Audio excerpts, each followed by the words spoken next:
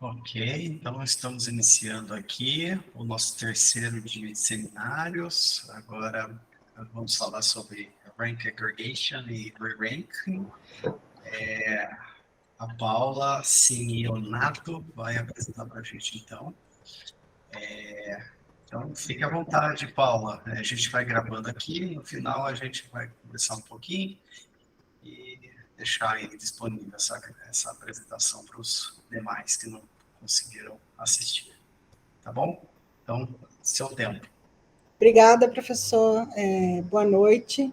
Meu nome é Paula, eu sou aluna especial do curso de Recuperação da Informação por Conteúdo do Instituto de Ciências Tecnológicas da Unifesp, e o nosso assunto, como o professor já adiantou, é Ranking, Aggregation e Re-Ranking, né?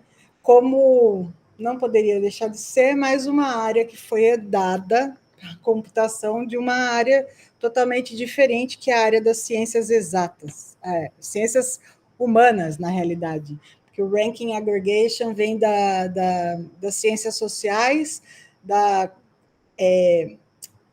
a computação de votos e preferências de votos das pessoas, né? Mas aí ficou sendo bem herdada pela computação, porque hoje a gente recupera informação com base na opinião do usuário. Então, vamos lá.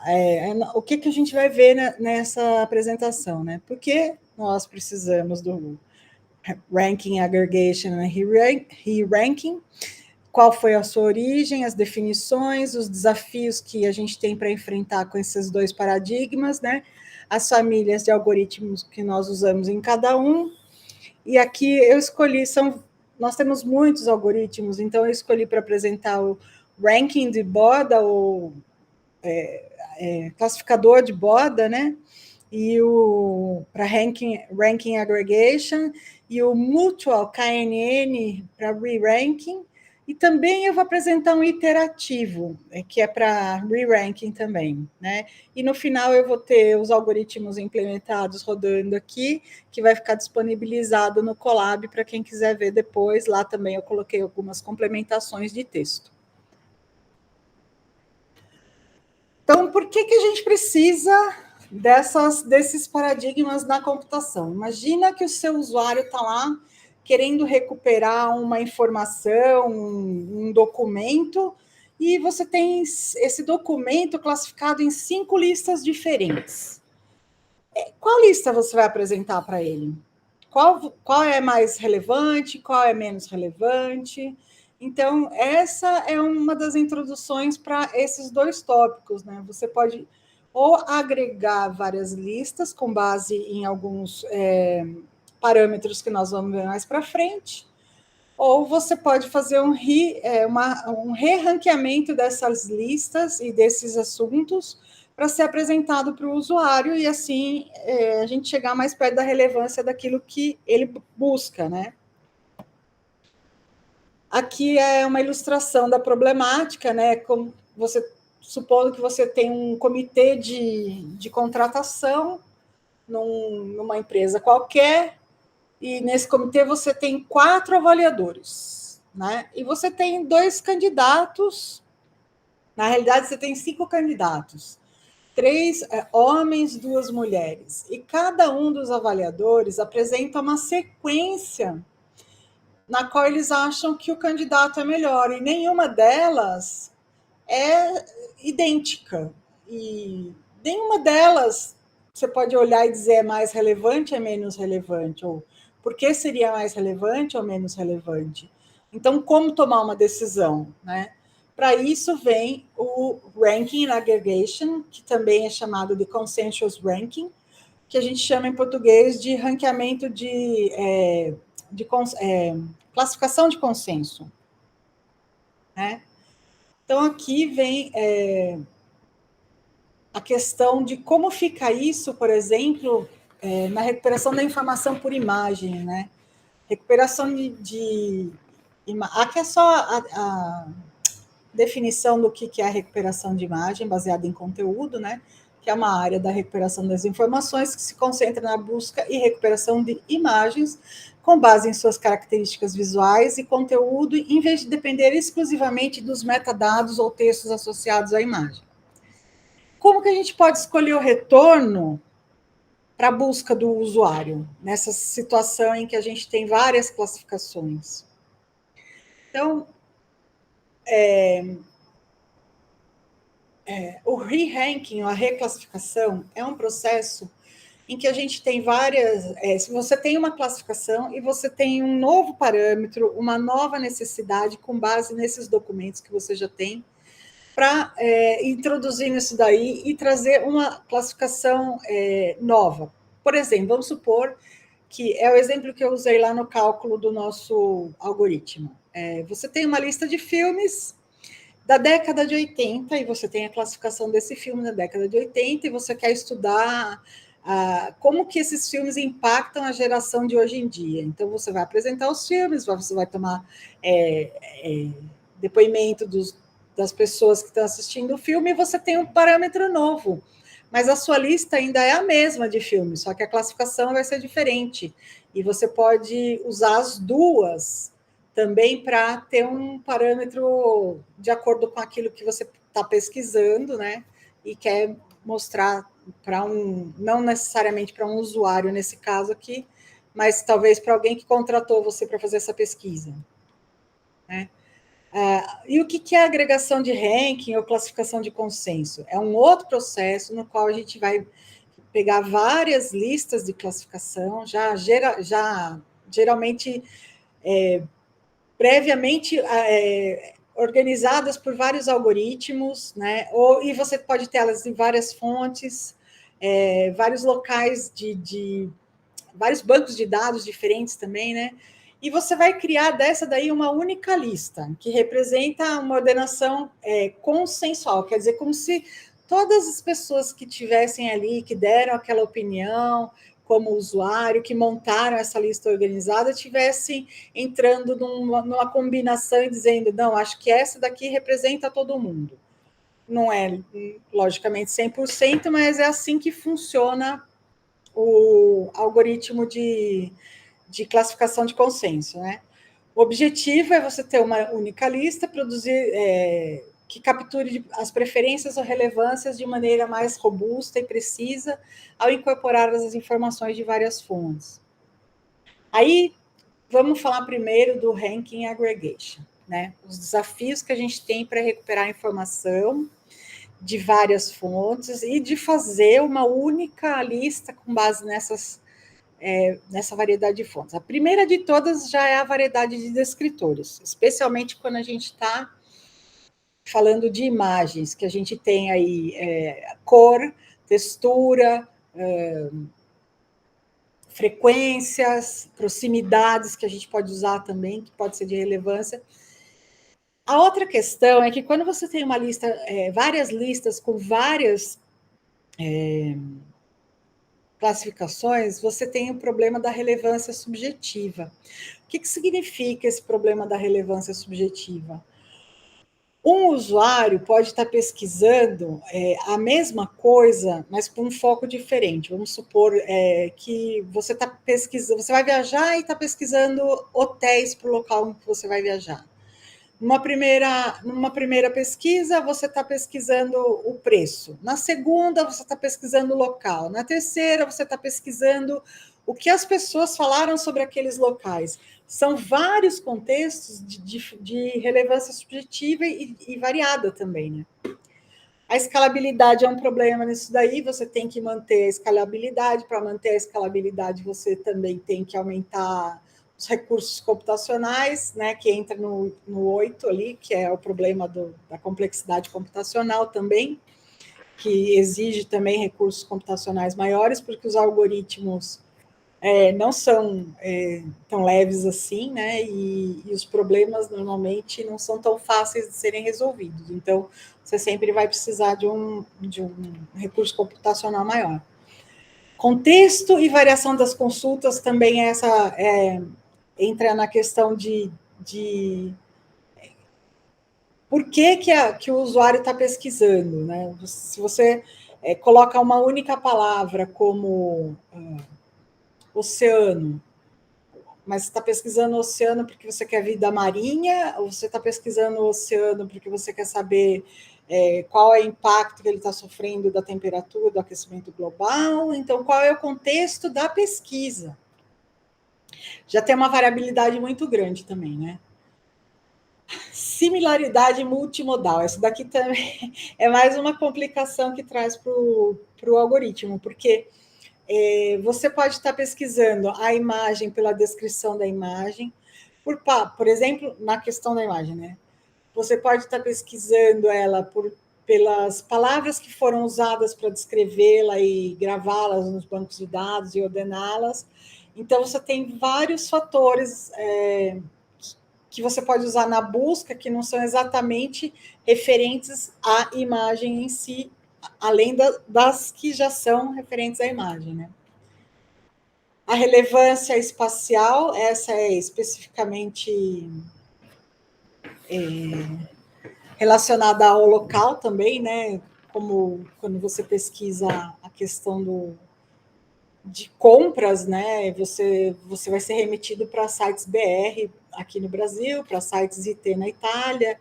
Então, isso também faz a diferença na recuperação da informação. E a gente tem aqui a questão mais focada no objetivo, que é a avaliação e as métricas que a gente pode usar para cada um deles. Aí vamos falar um pouquinho de contextualização, né? Que é a relação que a gente precisa ter do que o usuário está buscando, em qual contexto o usuário está buscando aquela informação, né? E qual é o objetivo dele para a gente atingir a precisão e a relevância na resposta e na entrega dessa resposta. O contexto da consulta, que se refere às informações fornecidas pelo usuário ao realizar uma pesquisa. O contexto semântico, que é o quão diferente é aquilo que é usado para descrever a pesquisa e aquilo que o resultado é realmente, é o tal do gap semântico, né? O quanto aquelas palavras que são usadas para fazer a busca representam, por exemplo, a imagem que o cara quer ter de volta, né? As informações que o usuário fornece, então, quer dizer, nem sempre a busca é feita daquela maneira que a contextualização fica mais fácil possível. O contexto espacial, né, que são as aplicações de localização espaciais e características nas imagens que podem ser relevantes. Se você estiver estudando, por exemplo, fotos de satélite de alguma região, o contexto espacial é muito importante. O contexto temporal, que é como, por exemplo, aquela questão que eu falei dos filmes, né? Você tem filmes da década de 80, quer saber como eles impactam agora, então o tempo, você vai ter aqui provavelmente avaliações muito diferentes, porque é um contexto de gerações diferentes, que pensam diferente, que enxergam o mundo diferente. Então o tempo também é muito importante nessa agregação de consenso, né?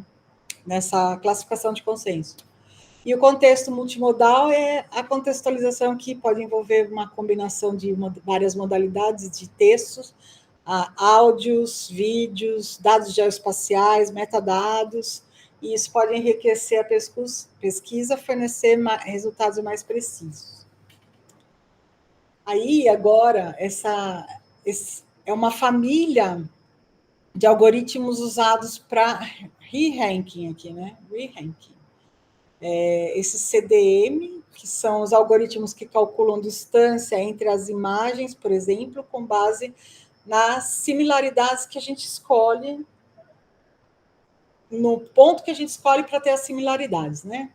Classificando as imagens, e essas distâncias são usadas para reclassificar em ordens mais precisas. Então, esse aqui é um algoritmo específico para recuperação de imagem.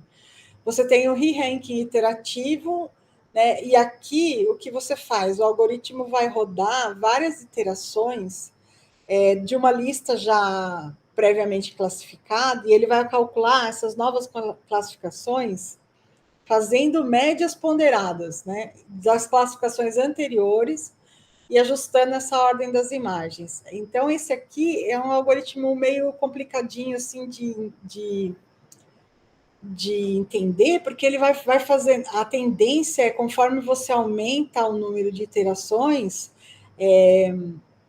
as avaliações convergirem para um mesmo ponto.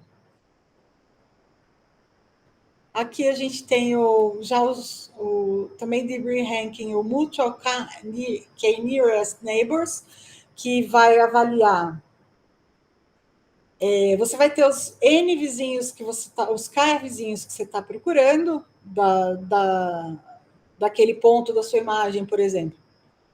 E aí você vai pegar aquele ponto, vai determinar que você quer, por exemplo, 2 vizinhos mais próximos.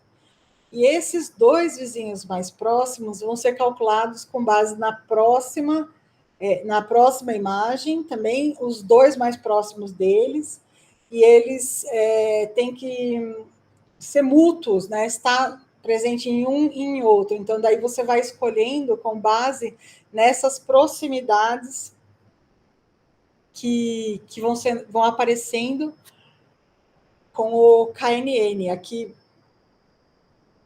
esse é um algoritmo bem legal para usar na reavaliação da lista. A filtragem colaborativa também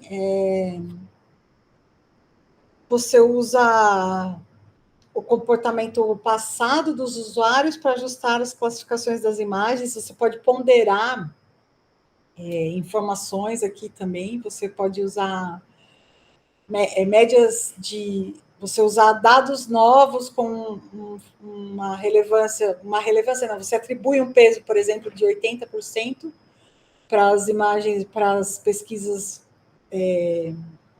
Oh, meu Deus, está me faltando as palavras. Para a nova classificação e 20% para a classificação antiga, e aí você vai ter uma classificação com a média desses ponderadas dos 20 e 80 para cada novo item, e aí você reordena com um algoritmo, um sort, né?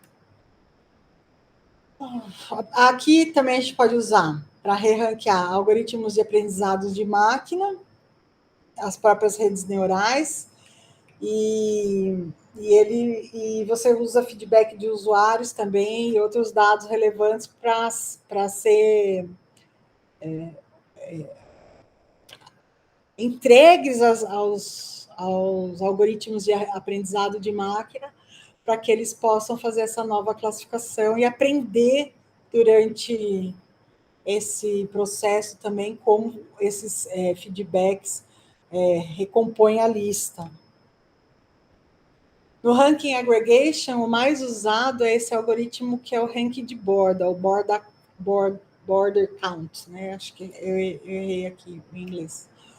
Os algoritmos de ranking de borda atribuem pontuações a cada imagem com base em suas posições nas listas classificadas individuais. E as imagens são classificadas com base nessas pontuações. Então, eu tenho um exemplo mais para frente aqui, que é uma imagem que vai deixar isso aqui mais claro.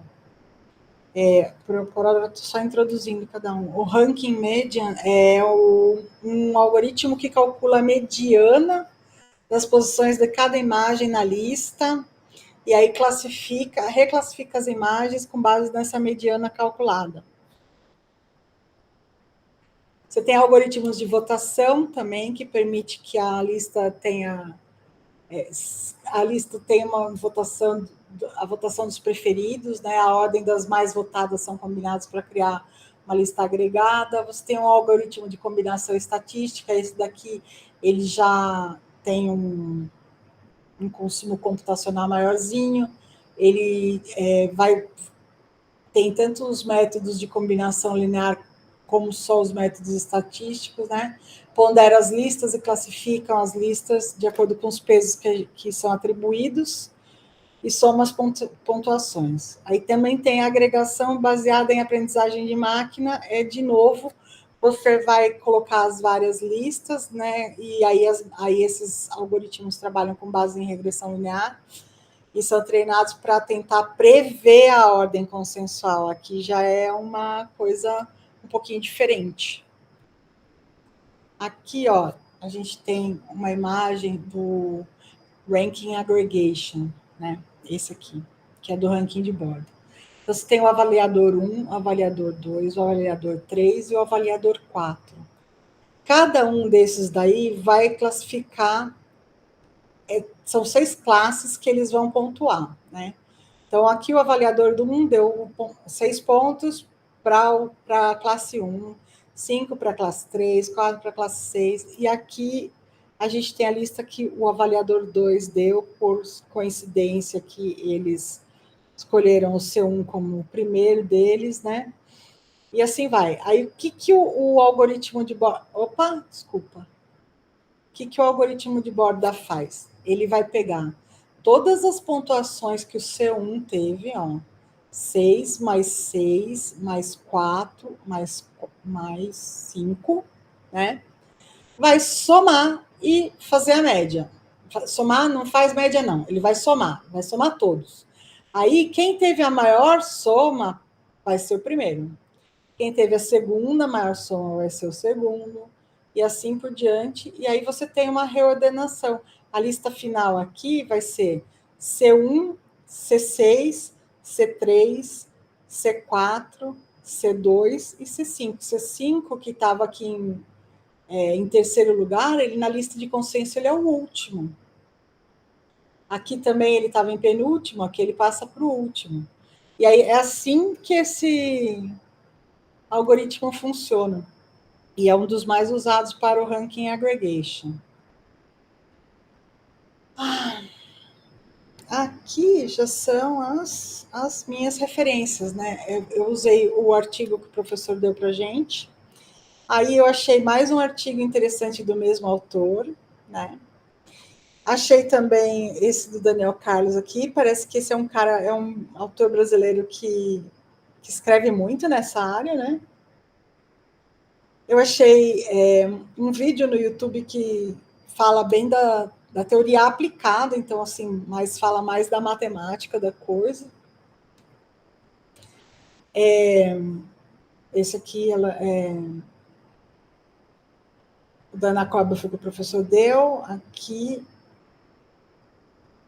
Aqui também é um outro que eu achei na internet também, que tem bastante informações sobre como se pesquisam novas métricas com relação a isso daí. Esse aqui é o vídeo do YouTube que tem a parte teórica da matemática, né, do como se calcula, por exemplo, a relevância, o quão uma lista pode estar divergindo ou não da outra. E aqui é o link do Colab para os algoritmos que eu vou apresentar agora.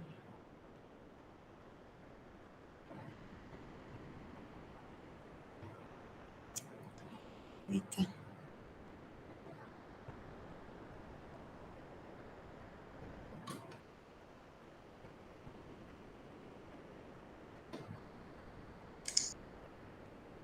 Aqui, ó. Deu algum probleminha no seu compartilhamento, Paulo. Tem que distorcer aqui. Está tudo distorcido. Deixa eu ver se eu consigo fazer de novo.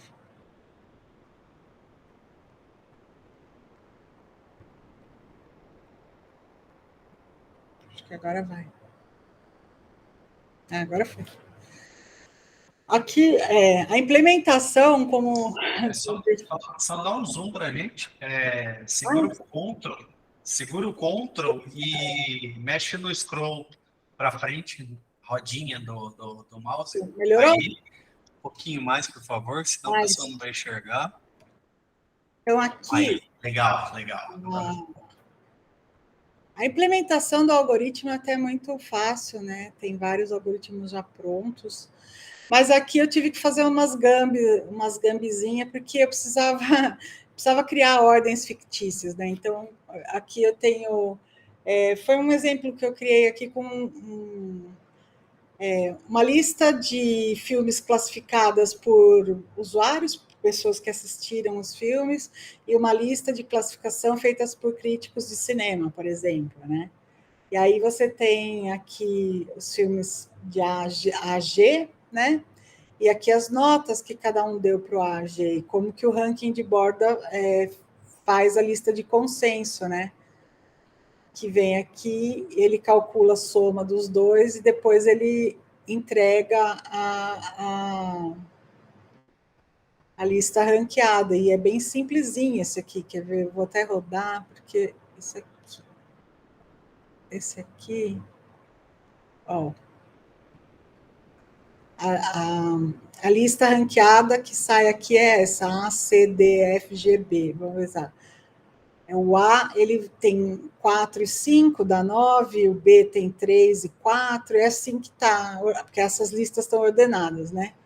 E aí vai somando, daqui dá 7, aqui dá 9, então, teoricamente, tem que ser o A e o C, o D também dá 9, então, daí ele vai colocando em primeiro lugar, ó, A, C, D, o primeiro que deu 9, o segundo que deu 9, o terceiro que deu 9, é que a lista, sendo pequena assim, ela não é muito representativa para você querer agregar, né? Mas é isso que ele faz, ele soma e re-ranqueia e devolve uma lista só. Re-ranqueia não, agrega, faz o consenso, né? Aqui, ó, tá mostrando as notas que cada um deu, né, dos usuários e dos críticos, a pontuação de cada um e o ranking de bordo. Eu só fiz para ilustrar esses desenhinhos aqui, que é o mesmo do... eles vêm com base no algoritmo que eu mandei printar aqui, ó, a lista agregada. Aqui, o iterativo, eu tentei usar a mesma lista. Então, você tem o quê? Você tem o filme, os filmes de A a G, e você tem uma classificação qualquer aqui desse filme. Aí você tomou tomou novas medidas nisso daqui e manda rodar 50 iterações.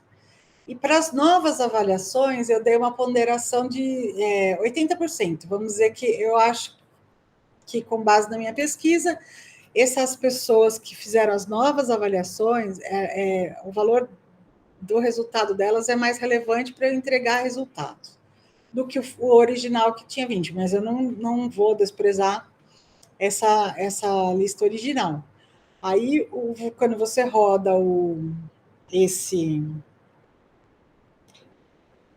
algoritmo, ele vai convergindo, né? Na realidade, 50 iterações para isso aqui é muito pouco. Porque se eu rodei com 30 e rodei com 20 também, não faz muita diferença na lista, não. Mas aqui, ó, você tem essa classificação, que é o filme A, B, C. O D está em primeiro lugar, né? O D, o A e o E junto. Eu mandei ordenar lá embaixo para mostrar para a gente. É mais fácil rodar e ver. Ó, print classificações. Então, vou rodar aqui. E aqui aparece, ó. Aparece as 50 iterações. A cada iteração ele reavalia a lista. E a última, a 50ª, é a lista de retorno, na verdade. Aqui eu só mandei printar as iterações para a gente ter uma noção do quanto varia. Na verdade, não varia muito. Você vai ter uma variação de 2, 3 filmes de posição no máximo no último. Mas, no fim, você tinha essa aqui. Eita.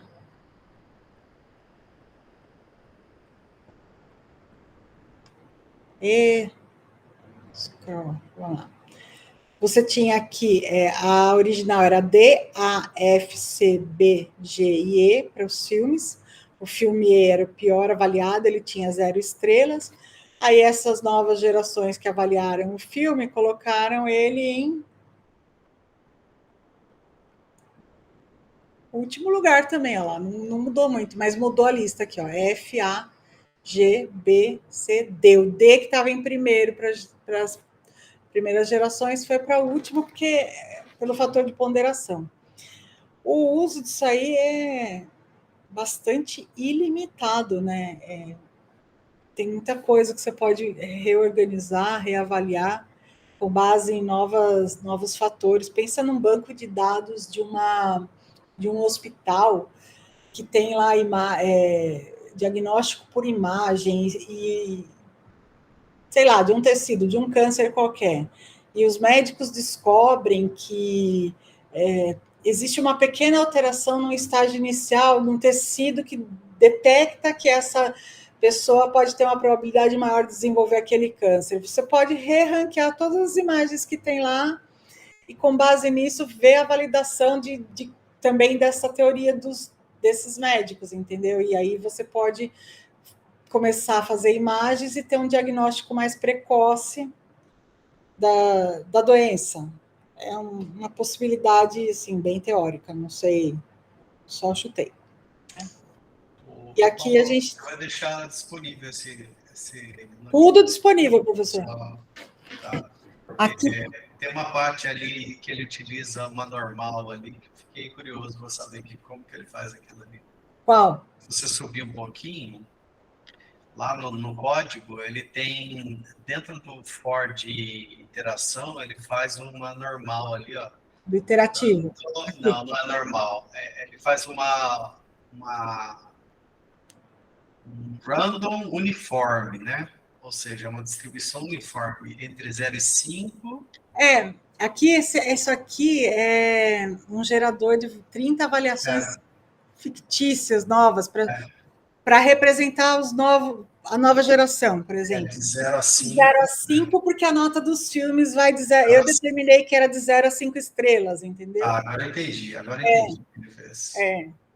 E daí, dadas essas novas avaliações, você faz a combinação. E você as avaliações, divide pela. Então faz a média. Né?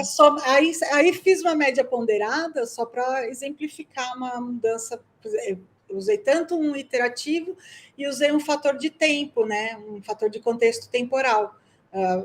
A pessoa quer saber como a nova geração vê aquelas coisas do século passado, de 20 anos atrás, por exemplo. Então, agora entendi. Beleza. Aí tem um KNN ainda aqui para gente, hein? E aqui tem uma parte boa da explicação de como que esse algoritmo funciona. Então, assim, tem uma parte matemática aqui que eu não sou a melhor pessoa do mundo para explicar, mas a gente pode explicar. Como ele calcula a média, como ele calcula a nova classificação ponderada, porque eu usei uma ponderação aqui. Aí que entra o 80-20, né? 80-20, exato. O 20 para as antigas e 80 para as novas. E aí sempre comparando, né? Filme A com filme A, filme B com filme B. E aqui a gente roda um mutual KNN para ver. Esse daqui é mais complicadinho, né? Mas de mostrar assim. Mas aqui você tem uma classificação dos filmes, né? E você vai querer classificar em torno dessa média 3, então, da avaliação 3, né? Então, em torno dos filmes que tem avaliação 3. E eu quero ver 3 vizinhos mais próximos de cada um desses filmes que estão.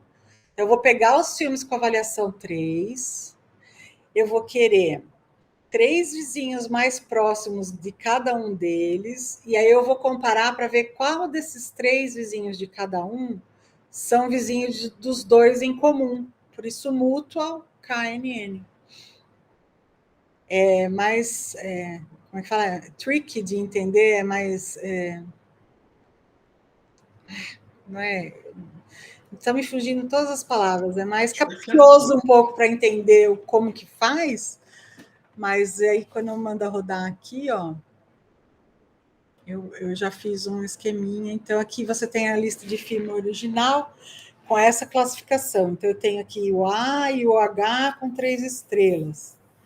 Aí, após o re-ranqueamento, ele vai somar aqui, ó, o A tem 3 vizinhos em comum com o ponto de referência, que é o 3. E ele é um deles, né? Aqui, ó.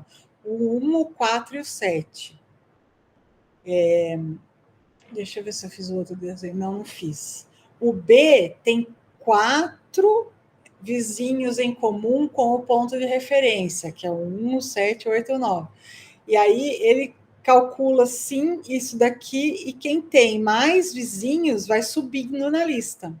Quantos mais vizinhos eles tiverem dentro da referência que você pediu, mais para cima na lista ele vai aparecer. É que com poucos elementos, isso aqui não dá uma visibilidade muito grande, mas se você tiver bilhões de dados, aí você percebe que você tem bilhões de dados, mas você não vai usar bilhões de vizinhos, você vai usar menos vizinhos. Então, você vai ter um re-ranqueamento bem diferente, né, com a quantidade grande de dados.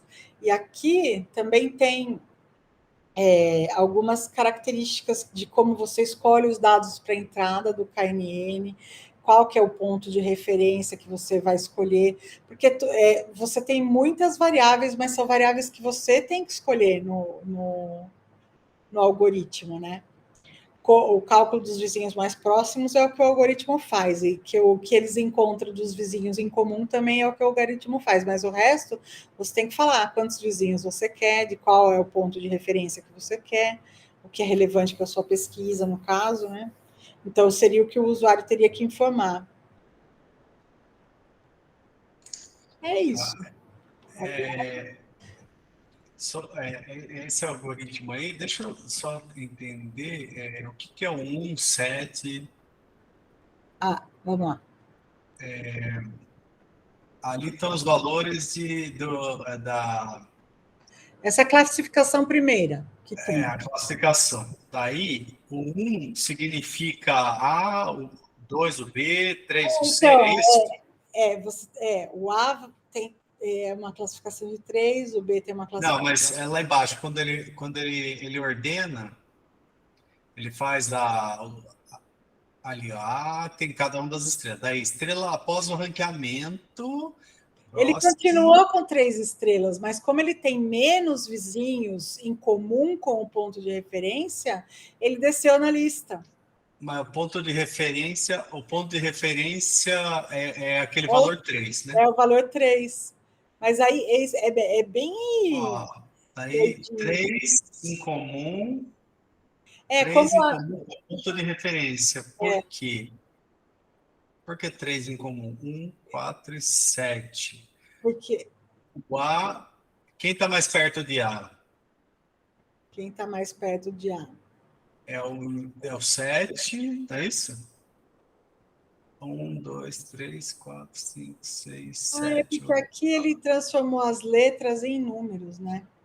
Então é isso que eu tô tentando entender.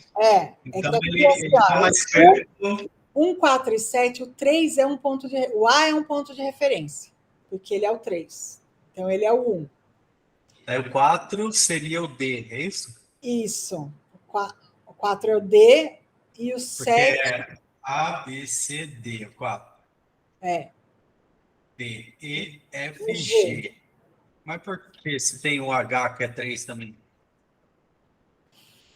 Pois é. Não, sobe, de repente. Não, mas aí você tem que ver os que estão mais perto. A gente determinou que eram só 3 mais próximos, né? Então, os 3 mais próximos de A, o 3 mais próximo de A seria o H. E daí a gente tem que ver se ele vai pegar para baixo ou vai pegar para cima, né? Porque distância com B dá 1, distância com C dá 2, com D dá 2, com E dá 1, com F dá 2, G 2, H 0 e 2, J 1. Então, assim, a gente tem um monte de empates aí também. Não é um bom exemplo, porque tem muito pouca lista, muito pouco. Eu só queria saber o que é esse 1, 4, 7. São as letras aqui. Porque mas tem. Não, tem um 9 aqui. Mas não, 1, 4 e 3, olha lá. Em comum com ponto de referência mútuo. É o I, 9 é o I, tá certo. que vai de A a I. Tem 4 em comum, 4 em comum. Eu Você tem que... acho que cada filme é ranqueado e eles veem as posições em comum, não é não? Eu fiz esse daqui com um número menor e ficou bem mais fácil de ver. Daí eu resolvi fazer com um número maior para ficar mais ilustrativo. E não ficou. Na verdade, quem é perto de A mesmo, aqui na lista, que ele considera os 3 vizinhos mais próximos, na lista, é o B e o C. Ele não está considerando as estrelas para contar a proximidade, ele conta a proximidade na lista aqui mesmo. Ah, tá. Agora, daí ele compara, A, B e ele C. vai comparando os 3, aí vai vendo quem está em comum com eles, né? Que é o H e o A, que é o ponto de referência. E aí, por isso que quem tem mais estrelas, como é o caso do A, desceu na lista, porque ele tem menos vizinhos próximos em comum com os outros. E aí, esse 4 aqui, ele tem 4 vizinhos em comum com o A, por exemplo, com o A e o H. O outro tem 4 em comum, tem 4 em comum. É bem capcioso de entender isso aqui. Eu tenho um outro exemplo que eu fiz com esse daqui, mas preciso achar e disponibilizar, porque aquele lá ficou... Visualmente, ele ficou mais fácil de entender. Tá, deixa eu só ler essa explicação, de repente a gente consegue... Dada a entrada, começamos com um conjunto de dados que contém pontos de dados e suas características. Cada ponto é representado como um vetor em um espaço multidimensional. Cada ponto é um vetor. Onde cada dimensão representa uma característica. Opa! Calma aí. Então, as características, no caso aqui, são as estrelas, os pontos são os filmes. Então, cada filme tem as suas estrelas. Ok. Escolha de um ponto de referência. Você escolhe um ponto de referência, por exemplo, um filme. Um filme é uma referência, a partir do qual deseja encontrar itens semelhantes. Então, você tem um filme lá, de referência, calcula o vizinho mais próximo. Usando o algoritmo KNN, você calcula o vizinho mais próximo do ponto de referência com base em alguma métrica de similaridade, como distância euclidiana de cosseno. Esses vizinhos são os itens mais semelhantes ao ponto de referência. Então, tá. Você escolheu o filme A. Você faz uma distância euclidiana de A para todo mundo. Distância euclidiana. Então, teria assim, distância. Então, A para A, distância para zero, B, C, D, E, F, G e H. Deixa eu só ver as estrelas. Depois a gente vê isso. Encontre os vizinhos em comum. Como assim? Agora você verifica quais desses vizinhos também tem um ponto de referência comum dos seus K-vizinhos mais próximos, ou seja, quem tem A como referência. Esses são os mutual KNN, ou seja, são os itens que são vizinhos próximos, tanto da referência quanto dos vizinhos. Então, eu quero saber, os vizinhos dos meus vizinhos são em comum, né? Vizinhos em comum, vizinhos dos meus vizinhos em comum, é isso mesmo. Como se fosse amigos em comum no Facebook. Então, ele não leva em referência. Quem é meu amigo, quem é amigo do meu amigo, também isso. É meu amigo. Ele não leva em consideração o ranqueamento das estrelas nesse caso, ele leva em consideração... Eu acho que ele entra no KNN as estrelas. Sobe um pouquinho, só para a gente ver as estrelinhas de cada um deles. Né? O A eu sei que é 3. Mas não muda as estrelas de ninguém. Ó. O A3, aquele continua 3. O H3, ele continua 3. Mas ele utiliza a informação... Da proximidade de quantos vizinhos em comum ele tem com a referência. E quem tem mais vizinhos em comum são os que sobem na lista. Mas o que eu estou achando... É que aqui é pouco, porque aqui ó, eu tenho... ou com 3 ou com 4 vizinhos em comum. Então, o ranqueamento jogou exatamente os pontos de referência para baixo. Porque todos os outros, com exceção dos pontos de referência, que é o A e o H, que são os pontos de referência, tem 4 vizinhos em comum mais próximos. É porque assim, eu tenho que achar a outra que eu fiz, está bem mais fácil de entender. ó, se a gente for levar em consideração as estrelas na distância de euclidiana, ficaria H primeiro, A, depois H, e depois teria que escolher entre G, E e B, que todos têm diferença de 1. A B é a diferença de 1, E diferença de 1 e G diferença de... Não, diferença de 2. Diferença de 2 é 5 para 2. Então seria B e E. Então, B e E. Eu sei o que está errado aqui, professor, no meu algoritmo. É que aqui eu não mostrei, nessa lista original, eu mostrei o valor de estrelas, mas não coloquei ele ordenado. Né? Porque se fosse colocar ele ordenado, o C, o F e o G iriam aparecer no topo dessa lista aqui. C é que valor? 5 estrelas. Ele é 3, 6 e 7. 3, 6 e 7. É o filme 3. É que eu só estou tentando entender aquele 147 ali. O C é 3. Aí o F é o 7 e o G é o 8. São os 3 primeiros da lista. A lista, essa primeira lista, ela não está ordenada. E outra coisa que era para ter aparecido as letras e não os números. Tá, Aí ia então ficar mais ficaria fácil. C, F, G. Isso significa, quando você colocou 3 lá, significa que esses 3 primeiros, é isso? Não, significa que o 3... Cai nele 3. Eu quero 3 vizinhos mais próximos de cada um. Mas o que me interessa não é o primeiro da lista que está melhor ranqueado. O que me interessa é quem é mais parecido com quem tem o ranking 3. Quem tem as estrelas 3. Quem tem 3 estrelas, por semelhança, algum ponto de similaridade qualquer. Tá. Aleatório. Eu não consigo ainda. Eu tenho que corrigir esse algoritmo, professor, na verdade. A, H. Se for por similaridade, fica A, H, B e E. A, H, B e E. Em relação a A. Aí, segundo aquele algoritmo que você mostrou lá,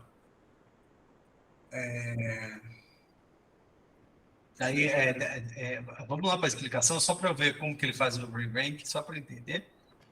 Lá embaixo, nas similaridades, daí tem o cálculo do vizinho, que eu acho que eu entendi, e encontra-se ali, ó, verifique quais desses vizinhos também têm os pontos de referência como um dos mais próximos. Tá. H...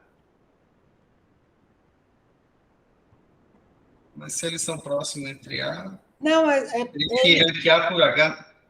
Não, professor. H ficaria a mesma coisa.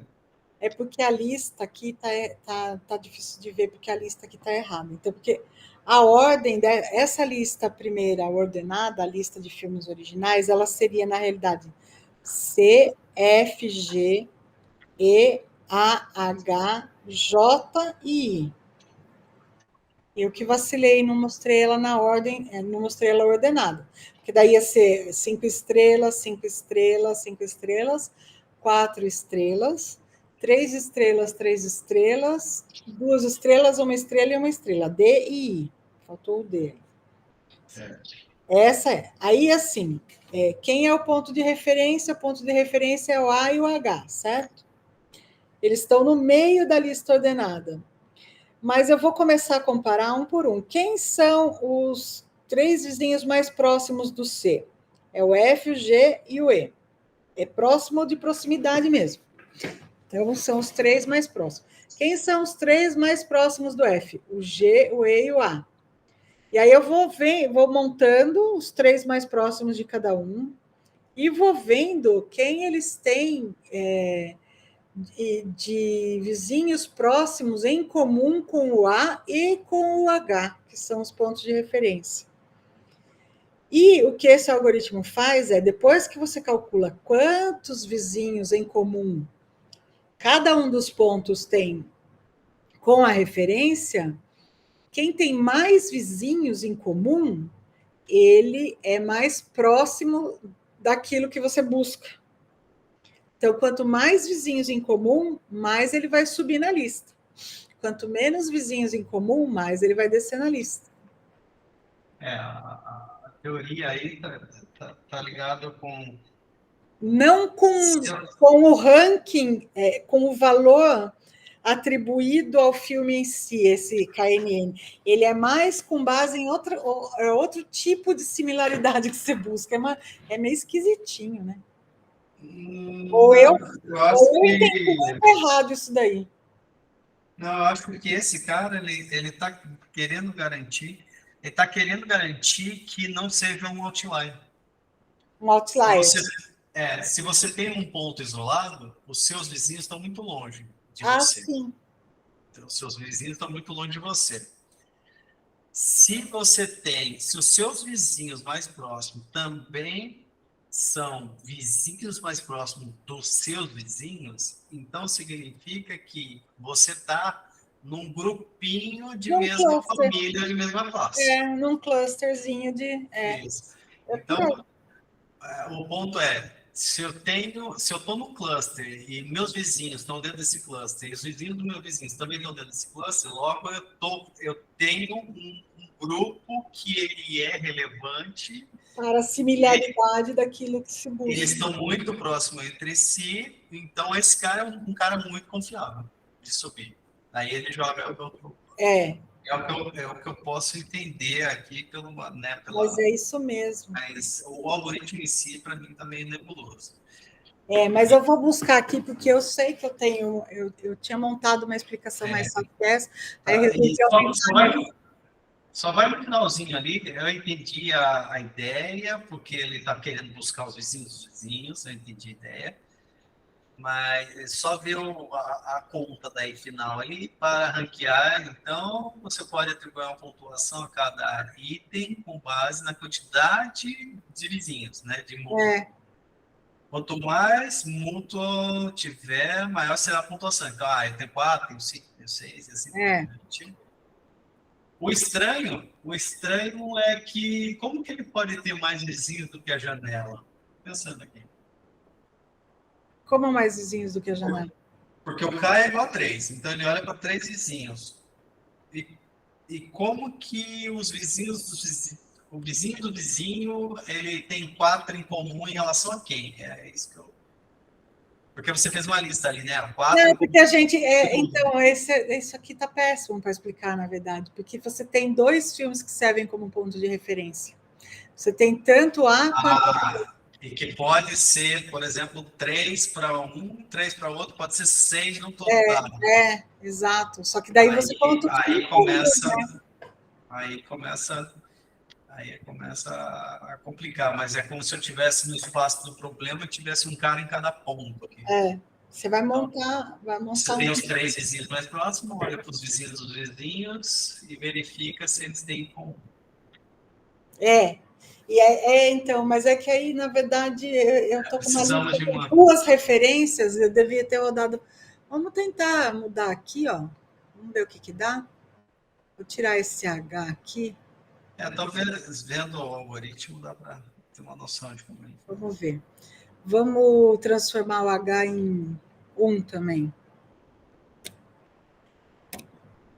Vamos mandar rodar e ver o que dá aqui, se é isso que está certo.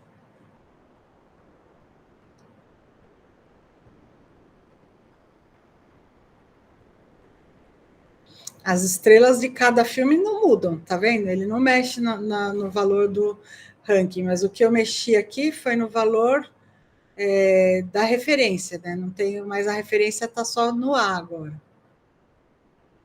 Lá o A, os mais próximos, 1, 4 e 9. Não mudou nada, tá errado esse meu algoritmo aqui, certo? E por que 9? 1, 2, 3, A, É o B, I. C, D, E, F, G, H, I. Tem o I também. Tem. 9. Qual que é o valor do I? O I vale 1. 1. Então é distância 2, esse cara virou distância 2 também. Então ficou 1, 4 e 9, que são os caras mais próximos do A. Esse incomum aí, como ponto de referência, isso me. Isso Eu acho que me também, talvez confundiu. eu tenha traduzido errado também, né? Não é. Eu vou rever isso aqui, professor, com certeza. Porque para a gente entender melhor isso daí. Tá bom. Tá. Assim, eu acho que a ideia está toda aí, os algoritmos, eu acho que a gente consegue entender, tirando esse mútuo que está um pouquinho nebuloso, mas a ideia central está aí. Está aí, deu para ter uma noção do que são, qual a diferença entre eles, né? Tem muitos outros algoritmos, como você Tem comentou. muitos, nem cabia aqui de tantos. Eu peguei assim os mais citados, na verdade. Tem uns baseados em estatística, como você falou, né? Que, por exemplo, o Kendall tal, ele é muito usado, ele é muito famoso e bem sucedido para fazer aggregation. Tudo depende do que você vai agregar, né? O Kendall tal, ele é uma medida de ranking. É uma medida para ranking. Então, se você tem dois rankings diferentes, você consegue saber qual a diferença entre os rankings. Isso é importante. Ele é uma métrica. Informação. Ele é uma métrica para rankings, né? O Kendall tal. Então, se você tem duas listas de descritores, por exemplo, ranqueadas por uma mesma consulta, você consegue saber o quão perto este ranking está deste ranking. E daí você consegue verificar se ele está trazendo mais informação ou menos informação. Se o quanto eles concordam e o quanto eles discordam, né? Na questão isso, essa é a ideia. No cálculo é exatamente isso que ele leva em consideração. Mas o desafio grande da área é saber quem combinar. Porque você tem um monte de listas. Quem combinar? Você combina um cara que é muito parecido ou um cara que é muito diferente? Então, essa questão que essa aula do YouTube de um professor de mestrado também, Santerre, eu não consegui identificar de onde que é, mas ele fala mais dessa parte, desse desafio de mas como que você fala que esse cara é mais relevante do que esse? Como você fala que esse discorda mais desse? Como você fala realmente que esse concorda mais com esse? E ele acaba apresentando, de fato, os mais usados, mas porque a maioria das pessoas pesquisam recuperação de informação para a web, né? De sites, na verdade. E a gente tem uma variedade de uso de recuperação da informação muito maior do que isso, do que o uso da web, da pesquisa na web. Sim.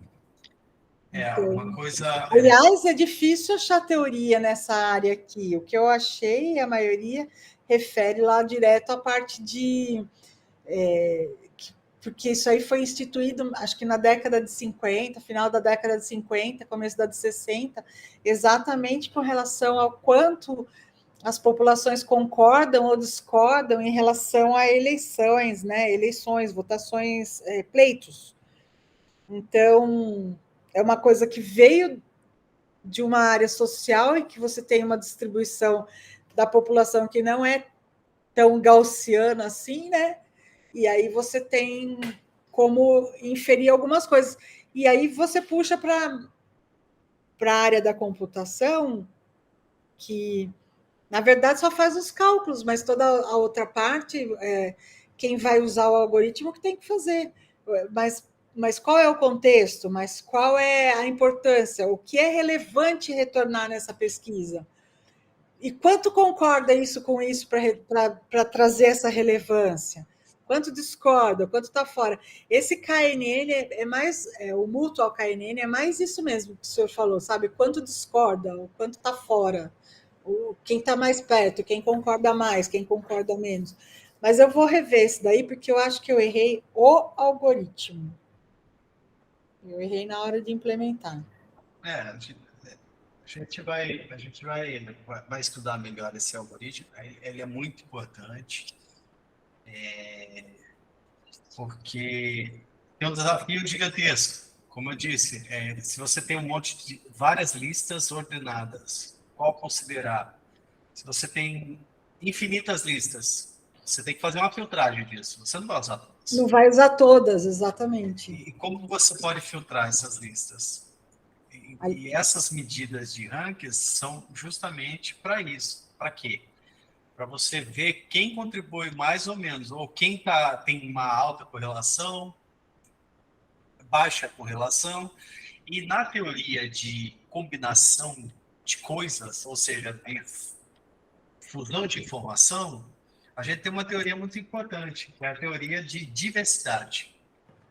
Diversidade traz para a gente novidade, traz para a gente complementariedade de informação. Então, quando você é complementar, você tende a melhorar o resultado. Combinar coisas que falam a mesma coisa, geralmente não te traz ganho. Geralmente não te traz ganho. Geralmente. Então, imagina que você tem duas listas. Essas listas falam mais ou menos a mesma coisa. Tá? Elas vão ficar, se você olhar no produto final, a combinação dela não vai modificar não muito. Vai variar, não vai ter, vai ser uma coisa muito de uma ou de outra. Agora, diferente quando você pega diferentes listas e cada uma te diz uma informação diferente e complementar. Quando você combina, a subida no ranking tende a ser muito mais valorizada. A informação é muito maior no final. Isso cabe também para combinação de classificadores. A gente tem essa noção de diversidade, que a gente quer um classificador diverso entre si, né? Um conjunto de classificadores, que a gente chama de ensemble, né? Um ensemble, um conjunto, uma pilha de classificadores, que também pode ser chamado de stack. Quando a gente junta eles, a gente espera que o classificador 1 ele acerte algumas imagens ou dados que o 2 não acerta, mas o 2 acerta outras, e o 3 acerta outras, e assim por diante. E quando combinado, e eles combinados de forma, né, e daí também outro desafio é como combinar essa brincadeira toda, no final, todo mundo contribui para a classificação máxima, ou satisfatória. Né? Então, a gente tem uma noção muito importante de diversidade, que precisa existir aqui. E a gente só tira isso com as medidas estatísticas. Quando a gente usa a medida estatística, a gente fala, esse cara está contribuindo com esse, tá, bastante ou pouco? Mais ou menos. Geralmente, a gente quer um cara que seja um pouquinho melhor do que um randômico. Aí a gente tem ganho. Em classificação, a gente chama de classificador fraco. O classificador fraco é aquele que acerta um pouco melhor do que um randômico. Né? Em listas ranqueadas, a mesma coisa. A gente espera que elas não sejam totalmente diferentes, porque daí o que você fala, né, inversamente, né? Então, a minha lista está completamente invertida em relação à outra, a primeira da segunda. Então, quando você combina elas, vai dar todo mundo igual. Né? O ranking final lá vai ter tudo à distância. Se for um algoritmo de borda, vai dar todo mundo... Vai dar tudo igual. No meio ponto. Todo mundo caminhando à distância. Agora, o que você espera? Que eles tenham uma correlação, mas uma correlação média.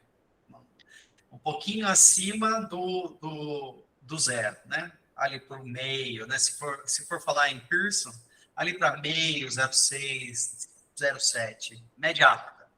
Aí a gente tem o quê? A gente tem listas que se ajudam, que trazem informação complementar, que vai ter os concordantes, mas quando discordarem, não é uma completa discordância, mas uma meia discordância. E aí você tem um ranking melhor no final. É assim que funciona. Eu vou colocar aqui essa questão. Então, o classificador fraco é aquele que acerta um pouco mais do que um classificador randômico. Isso. Beleza. Isso. Essa, na teoria, é a definição do classificador fraco. E onde que eu acho isso, professor? Que eu busquei na net e não achei essa parte. É a teoria de infusão de informação. Se você for na teoria, você vai ter esses conceitos lá. Diversidade, classificador fraco. Teoria de fusão da informação? A teoria da área de fusão de informação. Tá. Information fusion. Fusão da informação. Tá certo. Eu vou buscar isso aqui também, porque, na verdade, eu sempre acabo pensando na área de saúde, né? Então eu falo, não, isso aqui tem uma aplicação enorme. E minha mente sempre vai expandindo, assim, nossa, no que pode usar, quanto pode usar.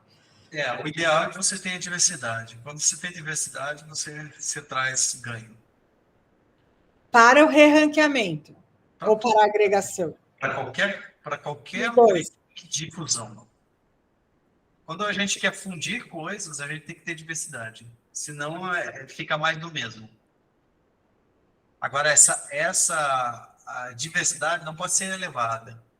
Porque, igual eu falei, se você tem duas variáveis, essas duas variáveis elas são opostamente, ou seja, não correlacionadas, inversamente correlacionadas, né? Diametricamente opostas. Isso, diametricamente oposta. Quando você combinar esses caras, vai ficar horroroso no resultado. Sim, entendi. Então, assim, é uma diversidade, não uma disparidade. Não, diversidade. Diversidade. Eu sou diferente, mas não tão diferente. Então, são complementares. É o que você quis dizer quando essa diversidade não pode ser tão grande. Então, você tem que manter na diversidade, mas não entrar na disparidade. Isso aí. Que é Isso é muito importante. E, por sinal, foi o meu mestrado e meu doutorado nessa área. Olha só. E eu tenho um trabalho com o Daniel Carlos Pedronetti, que utiliza de Kendall para fazer ranqueamento de diversidades, de classificadores, ele ranqueia os classificadores, e daí a gente combina os classificadores no final para ter um resultado melhor. Que foi, acho que quando eu pesquisei as imagens, apareceu uma imagem com o seu nome. Acho que é desse trabalho. É um trabalho de rank aggregation para fusão de classificadores. Desculpa, não ouvi. Fusão de classificadores, combinação de classificadores. Isso, só que acontece que a imagem não estava muito legal e não tinha como eu usar. Mas tem uns papers publicados. A gente usou base de assessoramento remoto para esse trabalho. Foi um trabalho do J-Stars. Deixa aí para a gente os papers, prof. Eu leio. E eu vou dar uma olhada no que eu certamente errei alguma coisa nesse meu. Que assim, programação é uma coisa que eu engatinho ainda. Eu certamente errei alguma coisa aqui. Aqui, re-rank for partner classified selection in remote sensing images. Aqui eu vou colocar uma referência.